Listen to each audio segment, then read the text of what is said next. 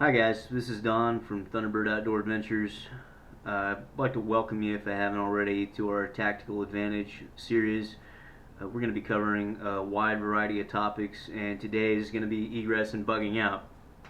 Now, in a lot of our videos, we've talked about bugging out, bugging in, EDC, things like that, and we haven't really taken the time to sit down and explain what those terms mean. So I'm going to go ahead and do that right now. EDC is your everyday carry. It's not going to be a plate carrier or an M4 or something that you would put in your vehicle. Your EDC is going to be things that you carry with you normally on a day-to-day basis. If you're a concealed carrier, you could count your handgun in that, but that's really as far as I would go. Things like your pocket knife, maybe a paracord bracelet, your watch, your keys, your wallet, your cell phone. Things like that would fall under your EDC category. If you carried a satchel or a purse or something like that, that would also fall into that category. So that's EDC. Egress. Egress is movement out of an area. Simply put, it's movement out of an area. If you get out of your car, you're egressing your car. If you walk out of a room, you've egressed the room. That's all that means, is removing yourself from an area. Whereas bugging out is removing yourself from an area, either temporary or permanently, but it's due to some factor that would be detrimental to the health and welfare of you or your loved ones or whatever the case may be, and you need to get your gear, your supplies or whatever, and get out of that area. You need to pack your bags and go. Bugging in would be the opposite of that. It would be, it could be a variety of situations where you would bug into your house. All your supplies are there, all your stuff is there, just bug in.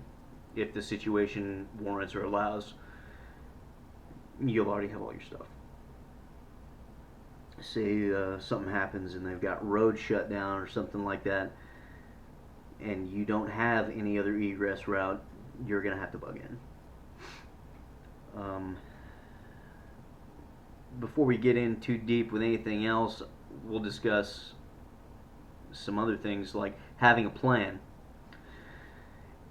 If you're going to be a part of a group or even an individual, step one is have a plan, have a location, have a route. You could go so far as to have caches, have things cache, water, fuel, money, things like that. It could really come in handy. Have a route. Have 3 different routes. People could shut down the roads, people could put blocks in the roads, depending on what's going on, economic collapse, a terrorist attack, whatever the case may be. It could be a variety of things.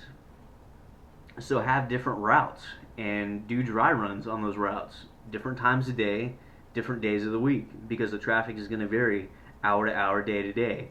It's never going to be the same. Another thing is to have a network. Have a network of people that you know beyond a shadow of a doubt that you can rely on in a shit hits the fan situation.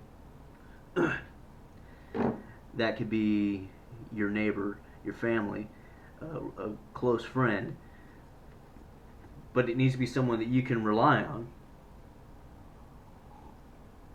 because chances are, if you're taking any of these actions, the chips are down, and it very well could be a life or death situation, or could escalate to that in just a moment, and you can't have anyone that's going to jeopardize your life or the life of your loved ones. A lot of people are uncomfortable with having a network of people like that.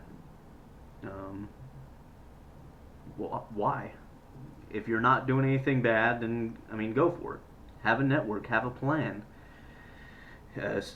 Security comes in numbers. Safety in numbers. That hasn't changed. Another thing to consider is your EDC items. What exactly are you carrying? What are you carrying? Are you carrying a knife? Are you carrying a gun? Are you carrying a fire starter? Are you carrying a water filter? Are you carrying any water at all? Because if not, you're going to have to find some real soon. Food. Do you have enough food items to meet the caloric intake requirements of you or your family or your bug out group? You know, do you have, maybe you have someone who's lactose intolerant. Maybe you have someone that has a food allergy. Have you taken that into account? Maybe you have an infant. That could be an issue. It's something you need to address as early on as possible. They're going to go through different foods. You might want to get that taken care of, address it appropriately. Fuel. And I'm not talking just about vehicle fuel. It could be, what if it's the dead of winter and you have to keep warm, right? You're going to need some type of firewood or kerosene or propane or something to keep warm. Could be vehicle fuel, things like that. Medications. Maybe you have someone who is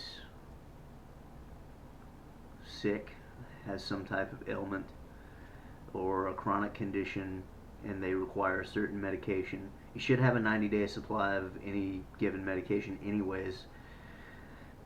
So that shouldn't be too big of a problem. But if it's an indefinite bug out situation, it could escalate to one very quickly depending on the ailment. Comms. Do you have reliable communication in a grid down situation? If you leave your house or if you leave your vehicle, you're not going to be able to charge your phone. You're not going to be able to charge your ham radio, your CB radio, whatever, if it's battery operated. And if it hooks directly to a battery, like a car battery or a solar battery, do you have the means to keep those charged? Are your panels up and working? You know, things like that to take into consideration. You know, do you have, are all the people in your network equipped with the same comms? You know, have you done a dry run with those? It would be a pretty good idea. Last thing you'd want to do is get into a bug out situation and you're trying to get a hold of Bill halfway across town on your ham radio, and now you can't get to him. Now you're left with this bad situation where you have to make a decision. Are you going to go find Bill, or is Bill going to come to you? And that should all be in your plan anyways. Faraday boxes and cages. We'll get more in depth into that later, but it's basically a box that shields, or a container that shields your electronics from electromagnetic pulse that would fry them. So say there was some type of EMP event went on and I had my ham radios in a Faraday cage. You know, I could pull those out and they'd still be operable, whereas most people would be out of luck. Another thing I like to use is a 5-point contingency plan. You can pretty much use it for anything. I like to use it generally as a bug in, bug out, or, you know, if we're going somewhere type deal. You can use it pretty easily. 5-point contingency plan. It's got what? GOTWA. Where are you going? Others you're taking with you. Departure and arrival time. What actions does the other party take if you don't return? And then what actions does the other party take if something happens?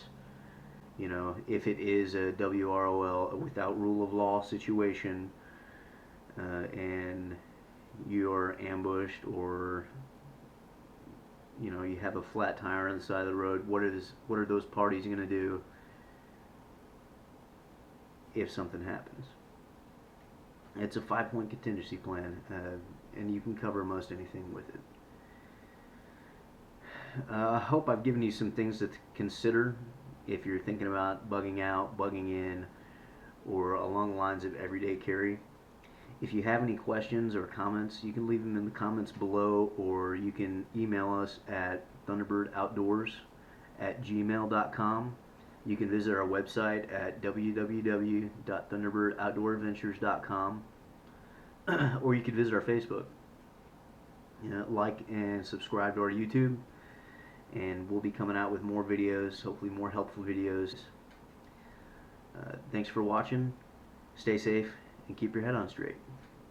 Thank you.